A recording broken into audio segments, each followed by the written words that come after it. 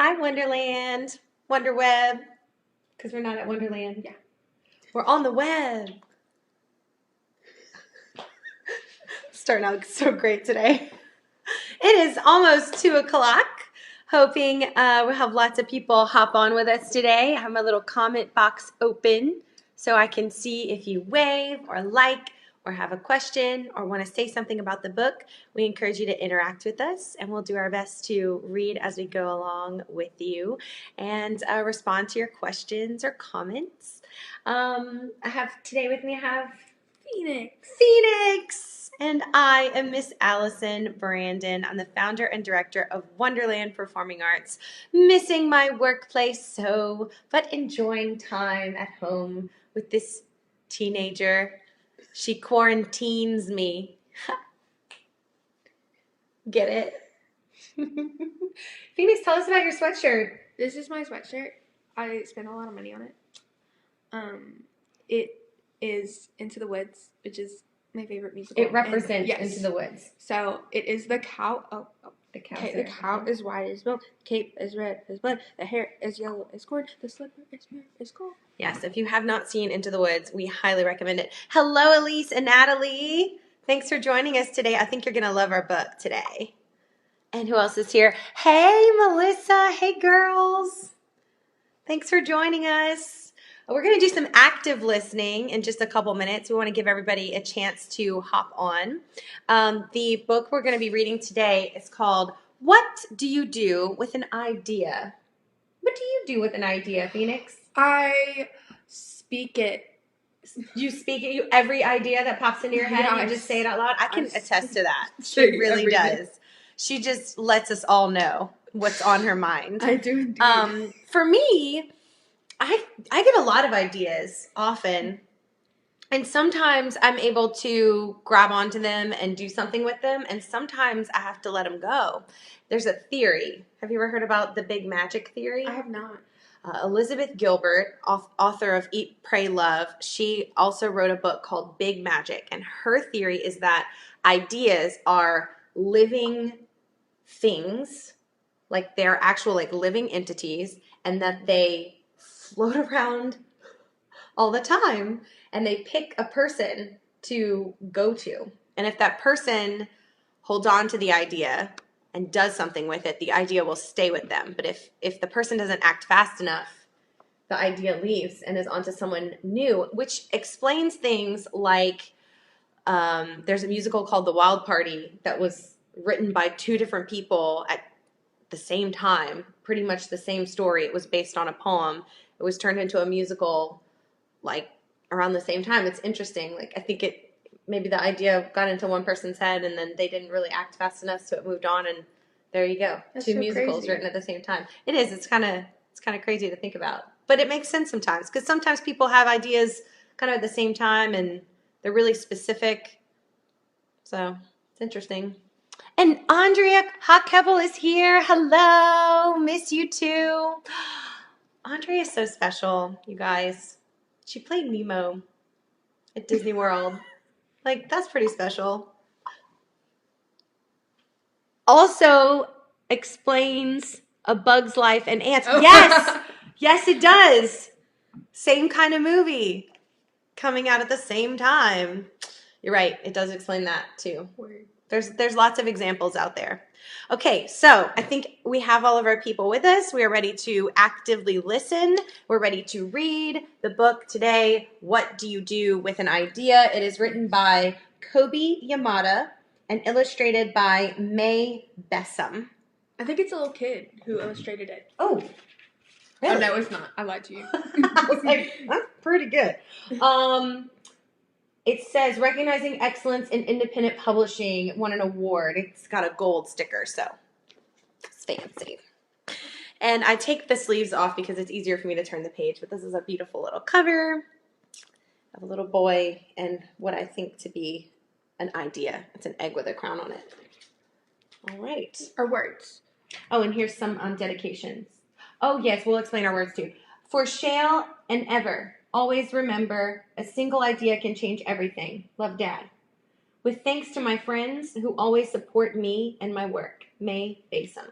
Let's talk about our words. What are our words today, Phoenix? Our words are idea and I like a challenge. So I'm doing who, what, when, where, why, how, all those little question words, and do like.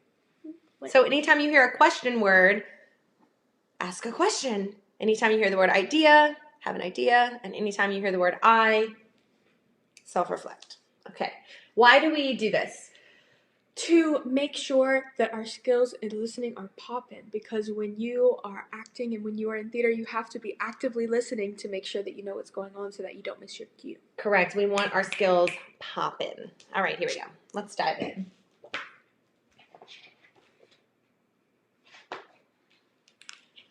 One day, I had an idea. Where did it come from? Why is it here? I wondered. What do you do with an idea?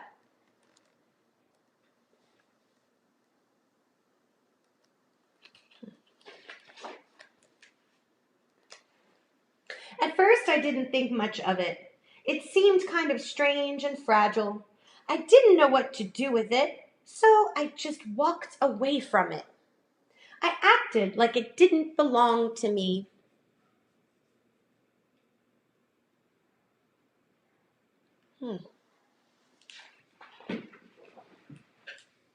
But it followed me.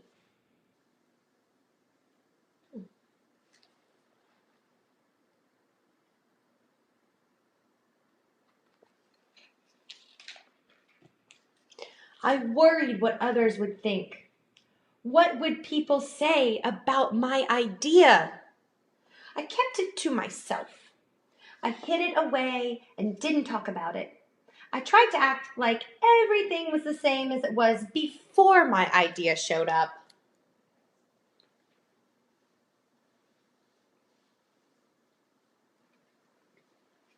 What's he trying to do? Is he hiding it? Yep. But there was something magical about my idea. I had to admit, I felt better and happier when it was around.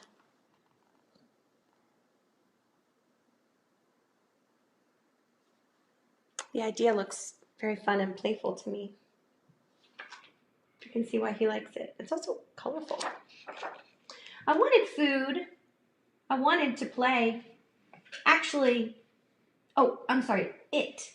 I misread that. It wanted food. The idea did. It wanted to play. Actually, it wanted a lot of attention.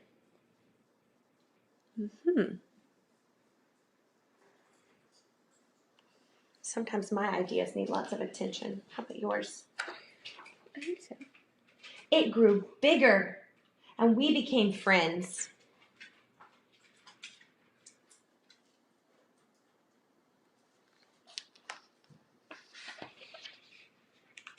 I showed it to other people even though I was afraid of what they would say.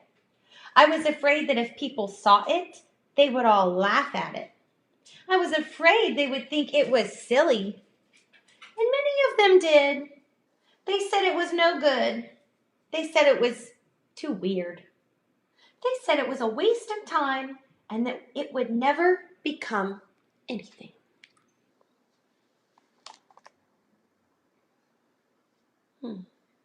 Have you ever experienced that, Phoenix? When you share an idea and people aren't too fond of it? Yeah. How does it make you feel? Sad. Yeah. And at first, I believed them. I actually thought about giving up on my idea. I almost listened to them.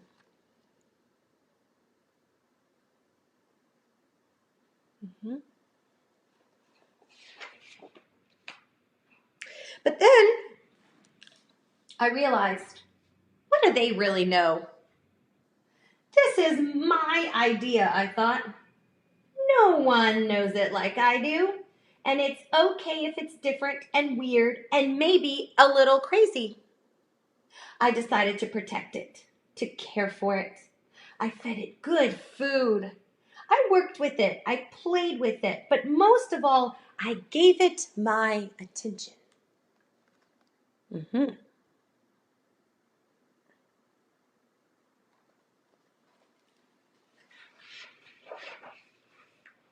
My idea grew and grew, and so did my love for it.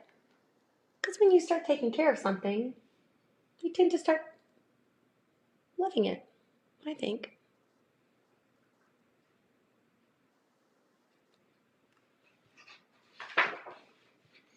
I built it a new house, one with an open roof where it could look up at the stars, a place where it could be safe to dream.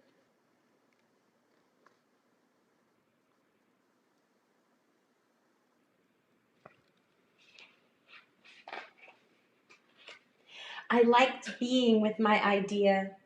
It made me feel more alive, like I could do anything. It encouraged me to think big and then to think bigger. It shared its secrets with me. It showed me how to walk on my hands because it said, it is good to have the ability to see things differently.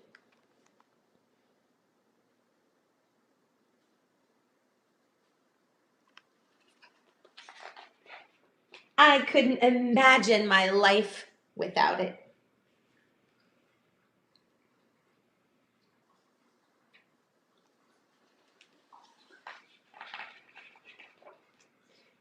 Then, one day, something amazing happened.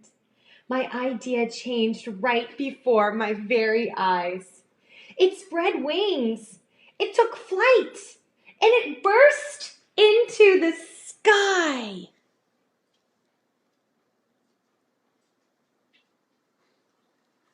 That's really cool. I don't know how to describe it, but it went from being here to being everywhere. It wasn't just a part of me anymore. It was now a part of everything.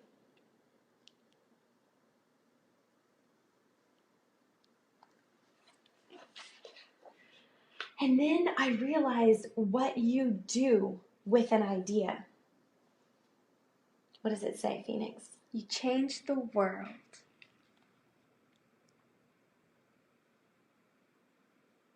Yes. Yes, yes, so many yeses. What a magnificent story. I like that one. I love that one. Man, we've read some good books on our little active listening story time. I'm enjoying this. I think even after we go back to normal, I'm going to have to keep this up at least once a week. This is fun. They said a word in there that I like to talk to kids about. Do you know what word I'm talking about? Is it weird? It is weird. Because weird a lot of times gets a bad rap. Weird, as we know it, typically is an insult. Sometimes in the right group of friends, they'll understand, like, you're not insulting them. But usually kids get their feelings really hurt if somebody calls them weird or a weirdo or says their idea is weird. And I just wanted to talk about it because I think it's a really cool word. And if you know the history of the word weird, it wasn't always spelt W-E-I-R-D. Do you know the old spelling of weird? Well, I know it has a Y in it, but I don't know how to spell it exactly because I'm the worst speller. So the old spelling of it is W-Y-R-D, weird. And it was an Anglo-Saxon word. I don't know what year they used that spelling, probably several hundred years ago. My guess would be like 1500s or something. But the definition back then was uncanny and unearthly. And they usually used it to describe someone who had magical powers or was out of this world with their ideas and their abilities.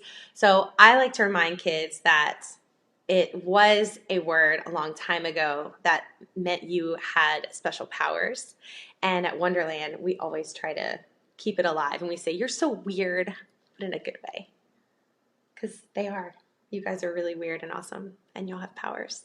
You can change the world with your idea. So That's our active listening today. Great job, Phoenix, on all those emotions and all your focus. And we just can't wait to be back all together again at Wonderland. We're going to have so many fun camps and shows to put on. So definitely make your way to our website, wonderlandperformingarts.com. Be sure to email us if you have any questions or want some more information about what's coming up. We are guessing every day, just like you, as to when we're going to be back together. But as soon as we are going to hit the ground running and have a blast. And we're here for you. And something cool that we started today is our Wonderland TV. So we launched WTV today. It's on Instagram, YouTube, Facebook, our band app. You can go to our website. There's a link there. We are having each one of our teachers commit to posting at least one lesson every week. So what'll happen is each teacher will have something posted at 11 o'clock. I'll be on at 2 o'clock. And then we'll have another lesson at 5 o'clock every day, Monday through Friday, for you guys to try a new class, try a new skill. We've got scenes and monologues. We've got directing 101. We've got a visual arts Wonderland crafts class with Miss Emmeline. We've got music for little kids. We've got musical theater voice with Miss Bree for older kids. We've got a musical theater geek out session with Miss Katie. So we just asked our teachers to find the thing that lights them on fire and share it with the world this month. We are not asking anything in return from the public. We just want to put good out there and encourage everybody to stay creative and give you the tools to do so. So if you have any feedback for us, we of course want to hear back from you because we're new at this and we're trying to figure it out. So we're here to listen and adjust and learn as we go. And we just hope that you all enjoy WTV. Do we want to say anything else before we go? No? We hope you have a great day. Happy April Fools. Oh yeah, happy April Fools. Bye. See you next time. Tomorrow at 2.